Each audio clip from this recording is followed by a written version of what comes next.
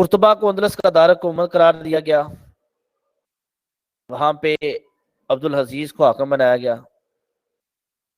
عیسوی میں جب بنو عباس نے دمشق کی امی خلافت کا تختہ الٹ دیا اور شاہی خاندان کو چن چن کر قتل کیا، تو بنو دستے انتقام سے چند امی جو تھے وہ امی اشراف تھے، بڑے لوگ تھے، امیر کبیر، وہ بچ گئے۔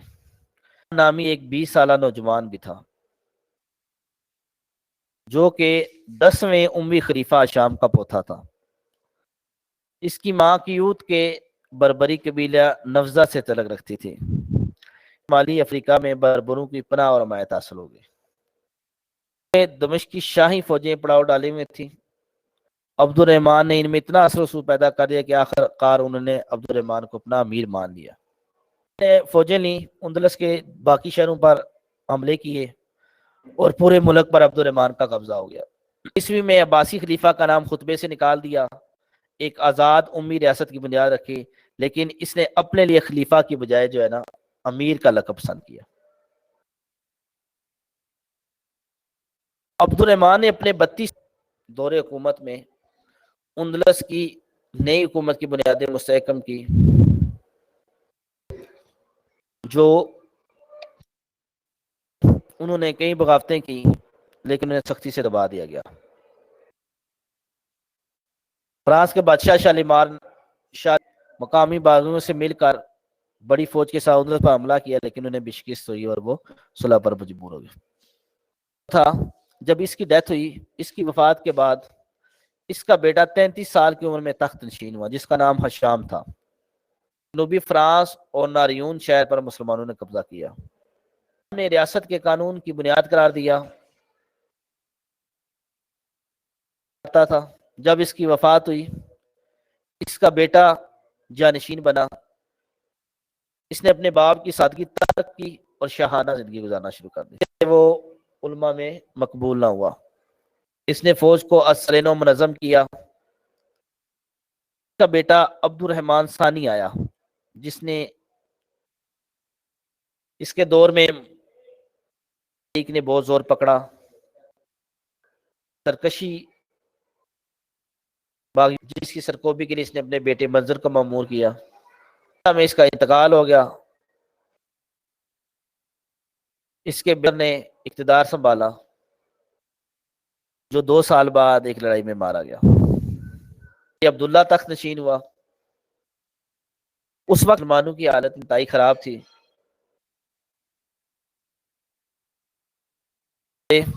ان سے جب یہ فارغ ہوا تو اس نے عیسائیوں کی طرف توجہ دی۔ سالوں میں عیسائی ریاستوں کو فتح کر لیا، جس کے نتیجے میں اکثر عیسائی اور مسلمان ریاستیں براہ راست ایک مرکز کے تابع ہو گئی۔ پھر دیسیا کے حاکم عمران بن محمد کی دعوت پر عبد الرحمن نے خاتمیین نے مصر کے خلاف اقدام کیا اور انہیں شکست دی اور اپنی سلطنت میں شامل کر لیا۔ اگرچہ اندلس کی حکومت جو تھی وہ خود مختار تھی، مگر عبد الرحمن اور اس کے جانشین جو خلیفہ تھے بجائے امیر کا لفظ انہوں نے پسند کیا، اور خلافت بغداد کی کمزوری اور اجمیوں کے بڑھتے اقتدار کے باعث امیر المومنین ناصر الدین اللہ کا لقب اختیار کیا۔ عبد الرحمن ثالث نے ملک کو سنبھالا۔ اس نے جنگوں کی بجائے ملک کے استحکام، عوام کی فلاح و بہبود، تہذیب و تمدن کی ترقی اور تجارت و زراعت کے فروغ کی طرف توجہ دی۔ اس کے بعد اس نے فوج کو منظم و مستحکم کیا۔ فوج کی تعداد جو اس کی مستقبل کی فوج کی تعداد تھی اس کے اندازے کے مطابق 1.5 لاکھ ہونی چاہیے تھی۔ بحری بیڑا کا اس نے جو ہے نا اس کو مضبوط کیا۔ اس کے دور میں بحری افواج کی تعداد 50,000 تھی۔ جہاز بنوائے۔ اس کے عہد میں سالانہ جو آمدنی تھی وہ 62,45,000 دینار تھی، جس میں سے 1/3 وہ اپنی سلطنت پر کے خرچوں پر استعمال کرتا تھا اور دوسری تہائی جو ہے وہ مختلف قسم کی تعمیرات اور تیسری جو بیت المال میں محفوظ کر دی جاتی ہے۔ اس کے دور کے سب سے اہم خوبی اس نے پائپ لائنوں کے ذریعے قرطبہ کے شہر جو ہے نا میں ہر گھر میں پانی پہنچایا۔ 10 لاکھ سے زائد تھی، 2 لاکھ مکانات تھے، 80,400 دکانیں تھیں، 3,000 مساجد تھیں، 700 امام تھے اور 4,300 گودام تھے۔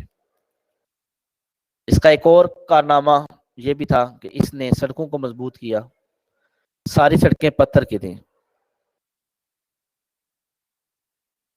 اس نے شہر سے 1.5 گھنٹے کی مسافت پر قصر الزہرا تعمیر کروایا، جس کے ارد گرد مدینہ تو زہرا کے نام سے ایک شہر آباد ہو گیا۔ ڈوزی نے اس حوالے سے عبد الرحمن کو ان الفاظ میں خراج تحسین پیش کیا ہے کہ اس ضرور بادشاہ خلیفہ ناصر سے دوستی پیدا کرنے کے آرزو مند رہتے تھے۔ بیزنطیہ کے شہنشاہ اور جرمانیہ، اٹلی اور فرانس کے بادشاہ نے اس کے دربار میں اپنی سفارتیں بھیجی۔ ایسا شخص عہد وسطیٰ کا خلیفہ نہیں بلکہ زمانہ موجودہ کا ایک عاقل اور دانشمند بادشاہ معلوم ہوتا ہے۔ عبد الرحمن ناصر کا سنہرا دور اس کی وفات کے بعد ختم ہو گیا۔ اس کے بیٹے حکم ثانی نے 48 سال کی عمر میں خلافت میں مسند کی پر بیٹھا۔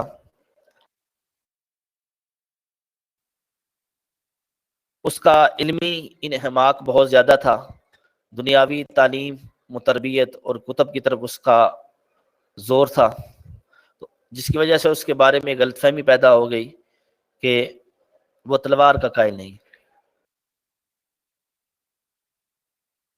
عیسائیوں نے جب تو انہوں نے الناصر سے اسے کمزور سمجھا تو اس کے معاہدے توڑ دیے،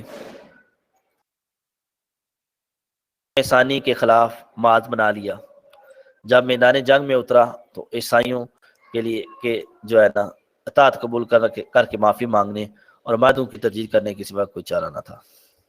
وفات کے بعد اس کا 11 سالہ بیٹا ہشام تخت نشین ہوا، لیکن حکومت عمر اس کے ہاتھ میں کٹ پتلی رہا۔ برائے نام خلافت کو برقرار رکھتے ہوئے المنصور کے لقب سے 26 سال حکومت کی۔ اس کی حکومت کے بعد جو ہے کے اندر ہی اس کے وفات کے بعد اس کا بیٹا المظفر حاجی بنا۔ وہ بھی اپنے باپ کی طرح منتظم، تدبر اور سیاست دان تھا، لیکن 1008 میں المظفر کی وفات پر نظام حکومت درم برم ہو گئی۔ پورا اندلس خانہ جنگی کی لپیٹ میں آ گیا۔ اگلے 21 سال یکے بعد دیگرے 9 خلفاء قرطبہ کے تخت پر بیٹھے، جس میں سے 6 اموی تھے اور 3 عمودی خاندان کے تھے۔ الغرض اس دور میں اندلس انتہائی انتشار کا شکار رہا، اندلس سے اموی حکومت کا خاتمہ ہو گیا اور چھوٹی چھوٹی علاقائی خود مختار ریاستیں قائم ہوں گی، جن کے حکمرانوں کو ملوکت مسلم افتراق کا نتیجہ ہوا کہ عیسائی حکمران کی چرا دستیاں بڑھنے لگیں۔ انہوں نے مختلف مسلم ممالک پر قبضہ کر لیا۔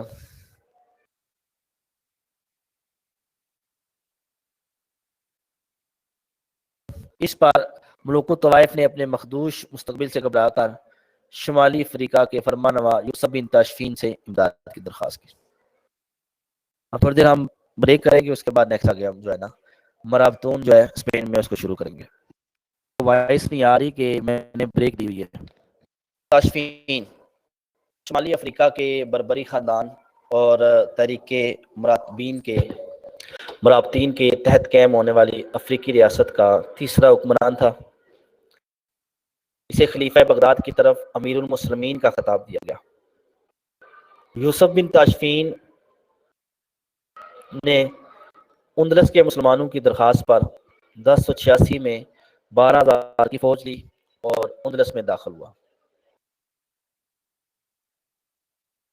اشبیلا کے قریب کچھ جو اندلس کے فرمانروا تھے اور اشبیلا کے قریب ہی معتمد کے لوگ تھے، وہ بھی فوج میں شامل ہو گئے اور اس کی فوج کی تعداد 12,000 سے 20,000 ہوگی۔ الفونسو ششم جو تھا 80,000 سپاہی لے کر ان کے مقابلے میں آیا۔ ان کی تعداد 20,000 اور ان کی 80,000 تھی، اور لیکن زخمی حالت میں وہ صرف 500 سپاہیوں کے ہمراہ جان بچانے میں کامیاب ہو سکا۔ یوسف بن تاشفین نے الفونسو کو شکست دی اور اس کے بعد واپس شمالی افریقہ آ گیا۔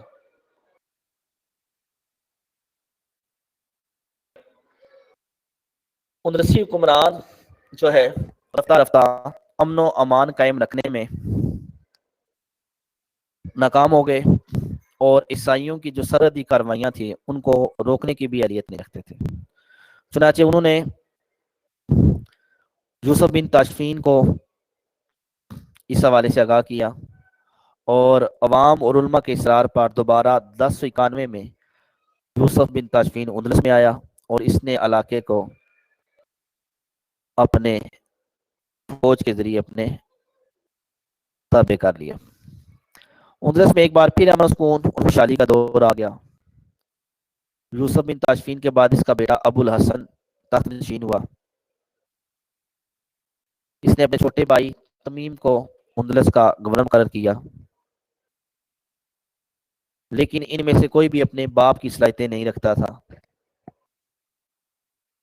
ابو الحسن کے بعد اس کا بیٹا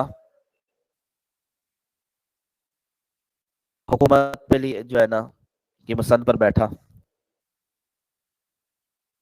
مغرب سائڈ سے اقصی سے اٹھنے والی ایک انقلابی تحریک الموحدون کے قائدین نے اسے اسپین کی حکومت چھین لی، اور 1145 میں مرابطون کی حکومت کا خاتمہ ہو گیا۔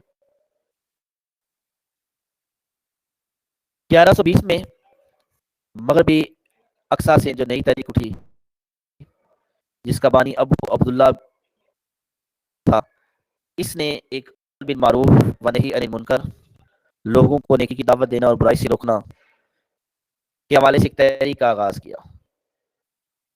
بعد میں اس نے مہدی ہونے کا دعویٰ کیا۔ اس کی تبلیغ سے بربر قبائل بہت متاثر ہوئے، اور اس کی مریدوں کی تعداد ہزاروں تک پہنچ گئی۔ یہ لوگ الموحدون کہلاتے تھے۔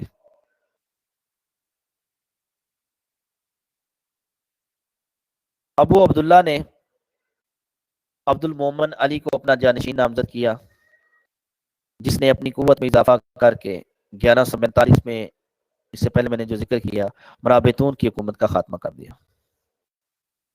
مرابطین اور موحدین کی کشمکش کے زمانے میں اسپین کے عیسائی حکمران الفونسو ہفتم نے قرطبہ، اشبیلیہ اور کرمونا تک کے علاقے جو ہے ان کو فتح کر لیا۔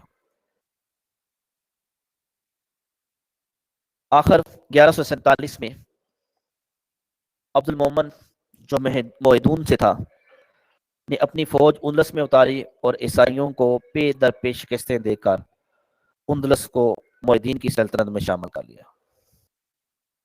عبد المومن کی وفات پر اس کا بیٹا یوسف تخت نشین ہوا۔ اس نے اسپین کی ترقی کی طرف توجہ دی، مساجد بنوائی، سڑکیں بنوائیں، پل بنائے، میلہ، بہت سارے محل تعمیر کروائے۔ یوسف کے بعد اس کا بیٹا یعقوب المنصور خلافت پر بیٹھا۔ اس نے الفونسو نہم کی بڑھتی ہوئی چہرہ دستی کو نہ صرف روکا، بلکہ بطلیوس کے قریب ارکوس کے مقام پر اس نے عیسائیوں کے ایک بڑے لشکر کو فیصلہ کن شکست دی۔ اس نے بھی علم و ادب کی ترقی میں دلچسپی لی، رفاع عامہ کے کام کیے۔ منصور کی وفات کے بعد موحدین کا دور جو تھا اس کا عروج ختم ہوا، اور اس کے جانشین محمد الناصر نے الفونسم نہم سے عقاب کے مقابلے پر شکست کھائی۔ الناصر کی وفات کے بعد اندلس ایک دفعہ پھر طوائف الملوکی کے دور میں داخل ہو گیا۔ اس دور میں متعدد مسلم ریاستوں نے عیسائی جاریت کو روکنے کی جتنی کوشش ہو سکتی تھی کی، لیکن ایک ایک کر کے تمام صوبے عیسائیوں کے ہاتھوں فتح ہو گئے۔ صرف گرناطہ کا ایک صوبہ رہ گیا جس پر مسلمانوں کی حکومت تھی۔ گرناطہ کی حکومت اسپین کے جنوب مشرقی کونے میں صرف 700 مربع میل کے رقبے میں محدود تھی۔ اس میں گرناطہ کے علاوہ ملاگا، چیانل، میزیا، بیزا اور قادس کے شہر شامل تھے۔ بنو نصر کی جو حکومت تھی اس کا بانی الاحمر تھا۔ اس کے پاس محدود وسائل تھے، لیکن اس کے باوجود اس نے 250 سال تک حکومت کی۔ اس کی جو حکومت تھی، نسل در نسل آگے اس کے جو وارث تھے 250 سال تک چلتے رہے، اور پھر ابو عبداللہ کی غداری نے عیسائیوں کا راستہ صاف کیا، اور آخر کار کرناٹک کا شہر مسلمانوں کے پاس صرف رہ گیا، جس پر ابو عبداللہ کا قبضہ تھا۔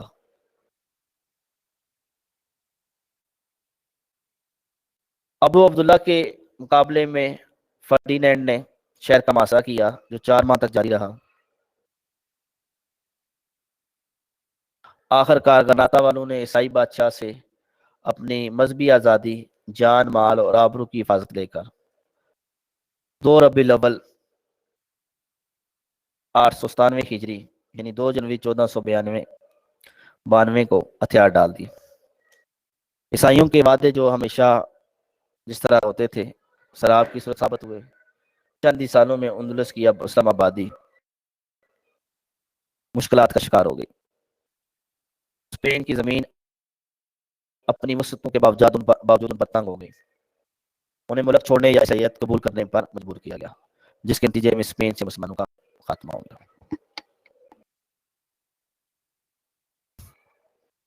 اس سے آگے ہم اسپین میں علمی سرگرمیوں کا آغاز ڈسکشن اس کی تھوڑی دیر میں کرتے ہیں۔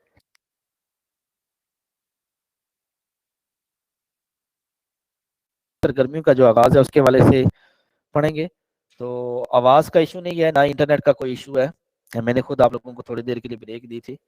مسئلہ یہ ہے کہ لگاتار بولنا مشکل ہو جاتا ہے، اس لیے میں تھوڑا سا گیپ دیتا ہوں۔ اور آپ میں سے اگر کوئی بات کرنا چاہتا ہے، اگر کوئی خلفائے راشدین کے حوالے سے چیپٹر آپ نے پڑھے ہیں اس سے پیچھے، یا اور جتنے بھی ٹاپک ہیں ان میں سے کسی ٹاپک کے اوپر کوئی بات کرنا چاہتا ہے تو اس کا مائک آن کیا جا سکتا ہے، ٹھیک ہے؟ آپ میں سے کوئی ہے ایسا ولنگ تو مجھے بتائیں، میں بھی اس کا مائک آن کر دیتا ہوں۔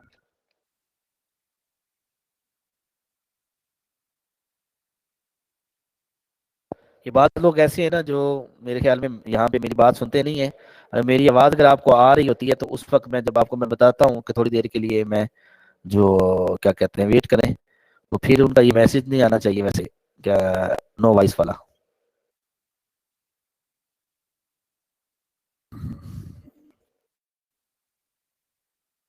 اسپین کے اندر اسلامی حکومت کی بنیاد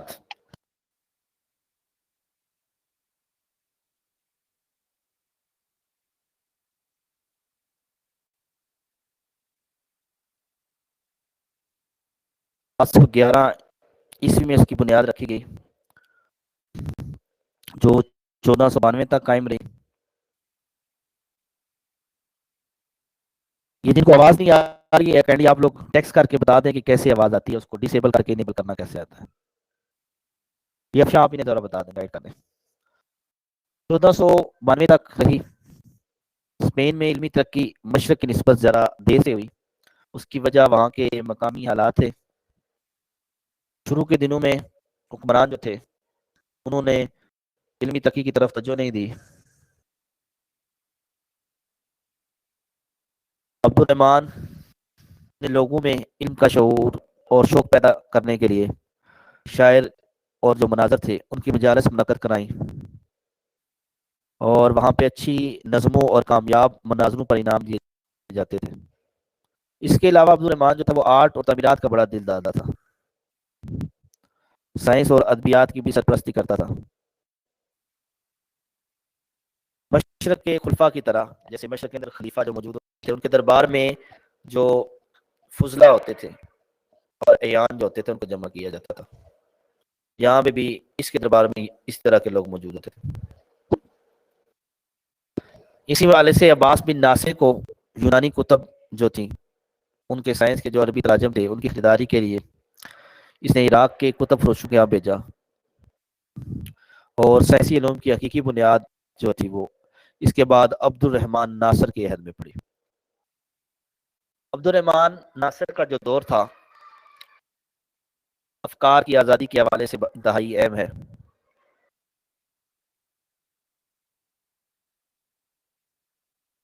قطبہ کا فلسفی جو ابن مسرت تھا، جسے ملحدانہ افکار کی تبلیغ کے الزام میں ملک سے نکالا گیا تھا، عرب سے واپس اسپین آیا اور اپنے افکار کی تبلیغ کے لیے سیرا میں اس نے ایک مدرسہ کھولا جہاں اس نے تصوف کی بنیاد رکھی۔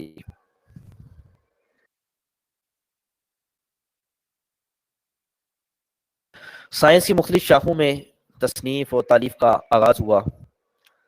اسی دور میں علم حیت میں احمد بن نصر، مسلمہ بن قاسم، علم ریاضی میں ابو غالب، حباب بن حبادہ، ابو ایوب، علم طب میں قریب بن سعد القاطب، یاحییٰ بن اسحاق، حسدائی بن شپروت نے امتیاز حاصل کیا۔ اس کے علاوہ دیگر علوم میں بھی تصنیف و تالیف کا سلسلہ شروع ہو گیا۔ عبد الرحمن ناصر کا جو جانشین حکم ثانی تھا وہ عالم اسلام کے جتنے بھی خلفاء تھے ان میں سب سے بڑا عالم تھا۔ اس نے اور اس کے بھائی عبداللہ نے اپنی باپ کی زندگی میں اپنی اپنی لائبریریاں قائم کی ہوئی تھیں۔ حکم ثانی نے ان لائبریری کو شاہی لائبریریوں میں ضم کر کے اس کے حجم میں اضافہ کر دیا۔ وہ کتابوں کا بڑا دل دادا تھا۔ اس کے کارندے دنیا اسلام سے ہر کہیں سے مختلف قسم کی کتابیں حاصل کرتے پھرتے تھے۔ قرطبہ کے ایک ادیب اور قاموس نگار محمد بن ابی الحسین خیری اور ایک دوسرے عالم محمد بن مومن کو حکم ثانی نے مختلف قسم کی کتابیں اور ان کی جو نادر نقول تھی ان تیار کرنے پر مقرر کیا ہوا تھا۔ اس کے علاوہ نقل نویس کے طور پر یوسف البلوتی، ابو الفضل اور عباس بن عمر جو تھے یہ وہاں پہ موجود رہتے تھے۔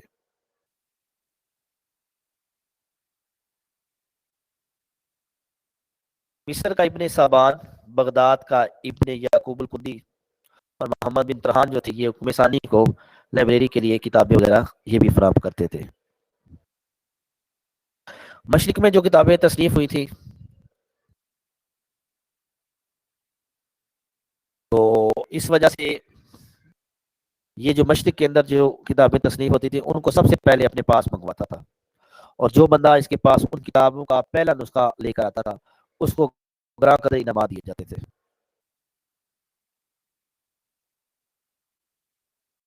اور بعض دفعہ اس نے ایک ایک کتاب کے لیے ایک ایک ہزار جو ہے نا دینار لوگوں کو دیے۔ اس طرح حکم ثانی کی جو لائبریری تھی وہ قرون وسطیٰ کی سب سے بڑی لائبریری بن گئی۔ اس لائبریری میں 4 لاکھ کتابیں جمع ہوئی تھی جن کی فہرست 44 جلدوں پر مشتمل تھی۔ حکم ثانی کے کتب خانے کے بارے میں لکھا جاتا ہے کہ جس عمارت میں حکم ثانی کا کتب خانہ تھا کچھ عرصے کے بعد وہ جگہ ناکافی ہو گئی تو الماریوں میں کتابیں ایک دوسرے کے اوپر رکھ دی گئی، یہاں تک کہ مزید گنجائش نہ رہی، چنانچہ کتب خانہ دوسری جگہ منتقل کرنا پڑا۔ اس کتب خانہ کی عظمت کا اندازہ اس سے لگایا جا سکتا ہے کہ اس کے منتقل کرنے میں جو منتقل کرنے والے لوگ تھے ان کو 6 ماہ لگے، جبکہ خاصی تعداد میں لوگ مسلسل کام کر رہے تھے۔ 6 ماہ کتابیں صرف ایک جگہ سے دوسری جگہ ٹرانسفر کرنے کے لگ گئے۔ حکم ثانی نے نہ صرف اتنی بڑی تعداد میں کتابیں جمع کی تھیں بلکہ اس نے ان کتابوں میں اکثر کا مطالعہ بھی کیا تھا۔ یہ نہیں کہ صرف وہ کتابیں جمع کرتا رہتا تھا بلکہ ان کو پڑھتا بھی تھا، اور ہر کتاب پر مصنف کی تاریخ ولادت ہوگی، وفات ہوگی، اس کی زندگی کی طرح کوئی عجیب واقعہ، جا بجا حواشی بھی اس کا جو ہے نا وہ اس کے لکھتے تھے۔ اس وجہ سے اس کے بعد کے زمانے کے جتنے بھی تحقیق کرنے والے لوگ ہیں ان کی نگاہ میں حکم ثانی کے جو لائبریری کی کتابیں تھیں ان کی قیمت بہت زیادہ اس کی ویلیو تھی۔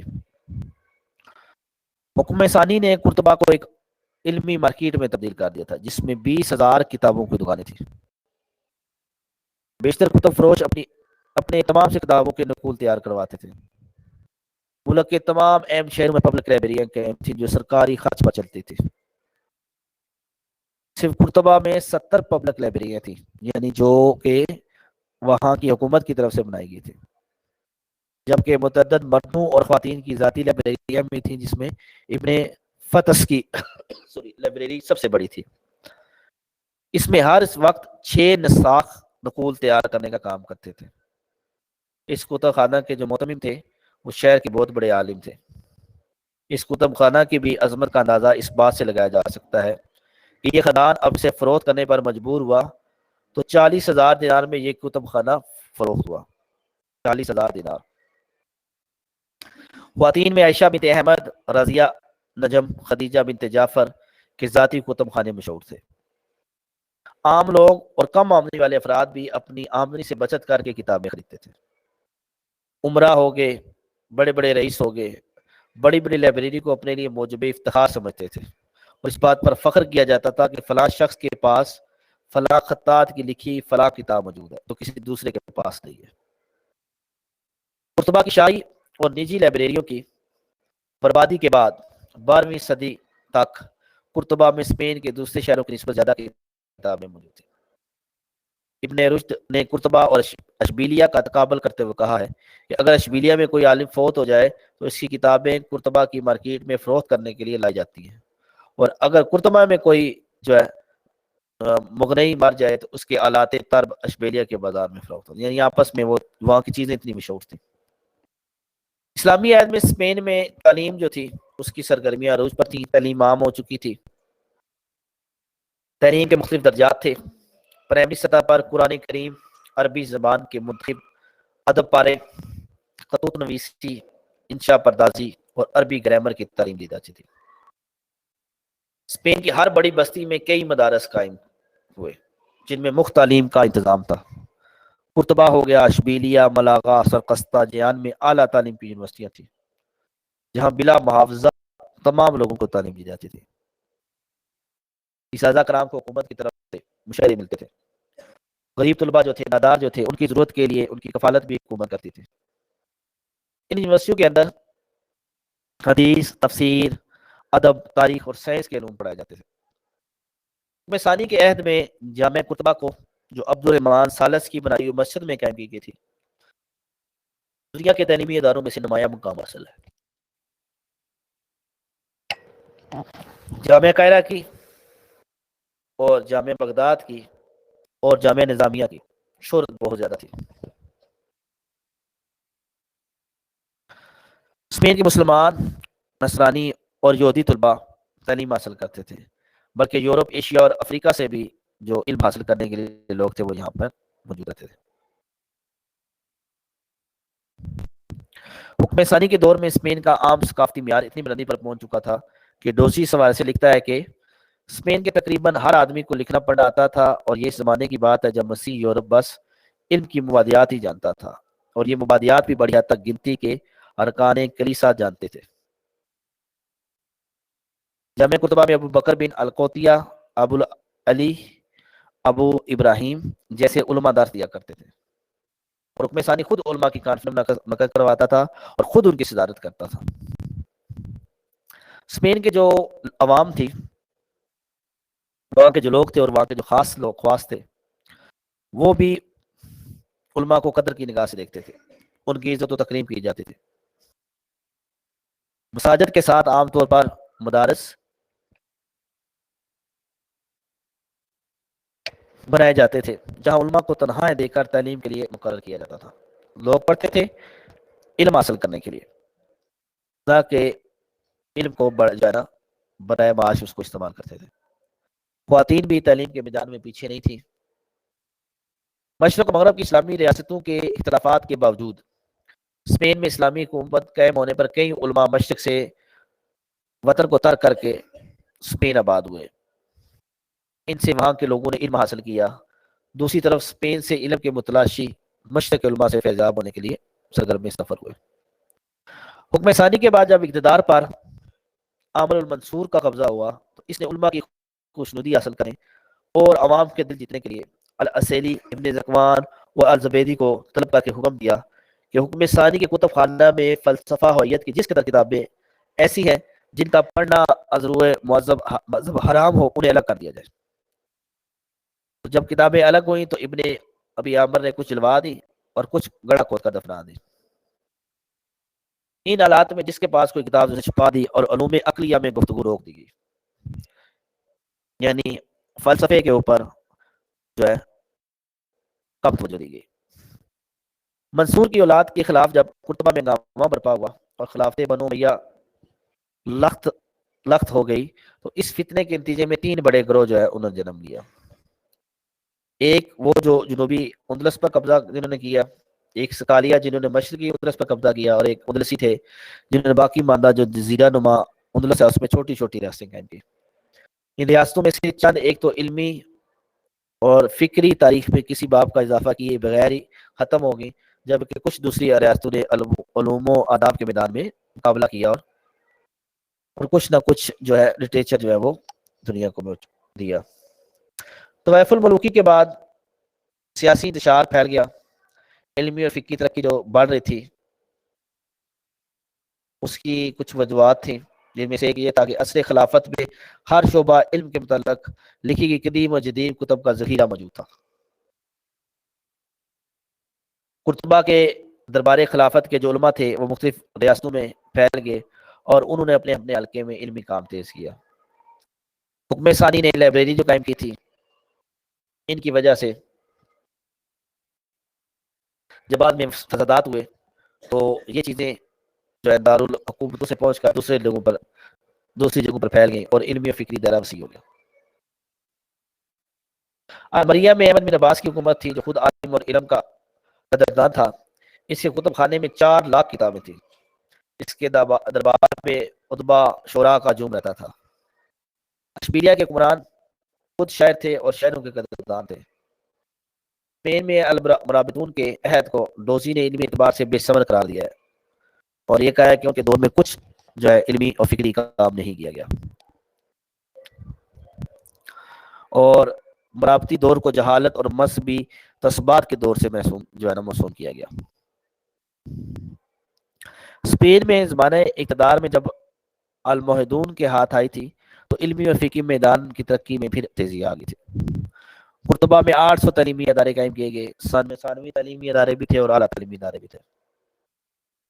اسپین کے آخری دور میں بنو نصر کے 7ویں حکمران یوسف الحجاج نے غرناطہ یونیورسٹی کی بنیاد رکھی۔ لسان الدین ابن الخطیب اسی فرمانروا کا وزیر تھا۔ 120 ایسے عالم، ادیب، مورخ، محدث اور سائنسدان تھے جن کے طفیل غرناطہ کی یونیورسٹی اپنے زمانے میں بے عدیل مانی جاتی تھی۔ اس کے علاوہ غرناطہ میں 70 عام کتب خانے، 17 کالج اور 200 ابتدائی مدارس تھے۔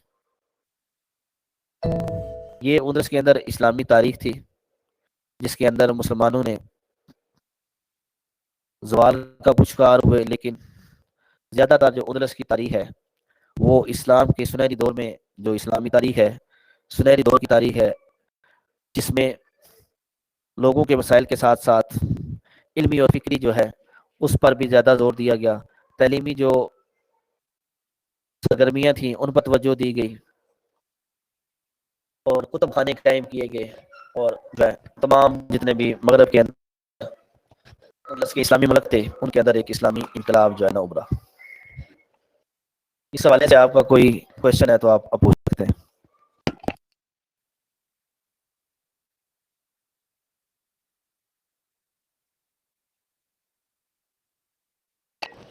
اندلس کی جو اسلامی تاریخ ہے کافی جو ہے وسیع ہے، اور بہت سے جو اسلامی حکمران ہیں ان کے اوپر محیط ہے، تو اس لیے جی ٹھیک ہو گیا، آپ دوبارہ جوائن ہوگی ہیں تو اچھی بات ہے۔ جی باقی لوگوں میں سے کسی کا کوئی کوشچن ہے، آپ کو سوال پوچھنا چاہتے ہیں پوچھ سکتے ہیں۔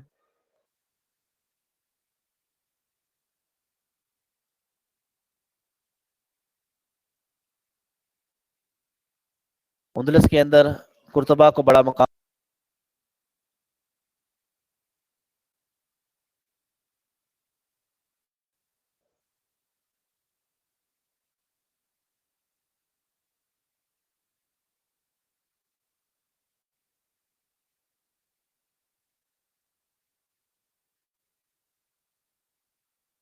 آمین پرویز اقبال جی، اللہ تعالیٰ آپ سب کو کامیاب کرے۔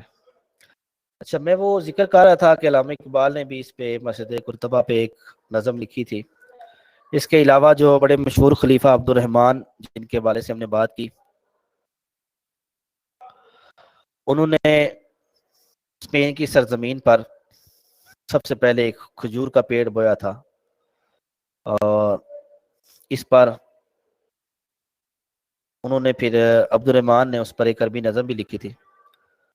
علامہ اقبال نے اس نظم کا جو تھا عربی سے اردو ترجمہ کیا تھا، اور وہ کچھ ایسے ہے: میری آنکھوں کا نور ہے تو، میری آنکھوں کا نور ہے تو، میرے دل کا سرور ہے تو، اپنی وادی سے دور ہوں میں، میرے لیے نخلے دور ہے تو۔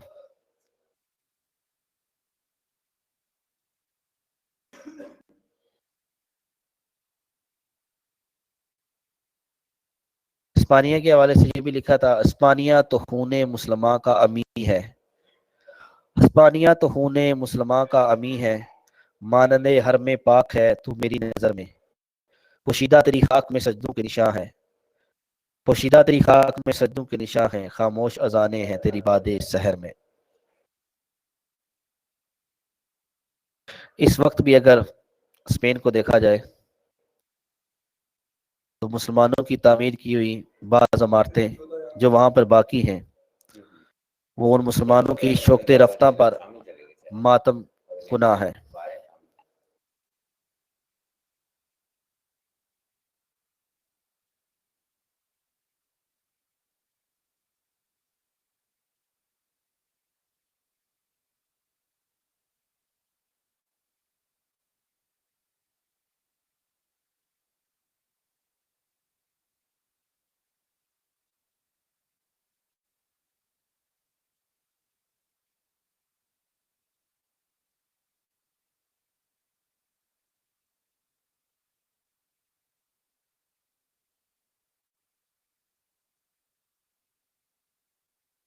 جی، آپ لوگوں کا کوئی کویشچن ہے تو آپ پوچھ سکتے ہیں، اگر آپ کوئی بات شیئر کرنا چاہتے ہیں کر سکتے ہیں، اندلس کے حوالے سے، اسپین کے حوالے سے کوئی شعر اگر آپ پڑھنا چاہیں تو پڑھ سکتے ہیں، طارق بن زیاد کے حوالے سے کچھ شیئر کرنا چاہتے ہیں تو وہ بھی کر سکتے ہیں۔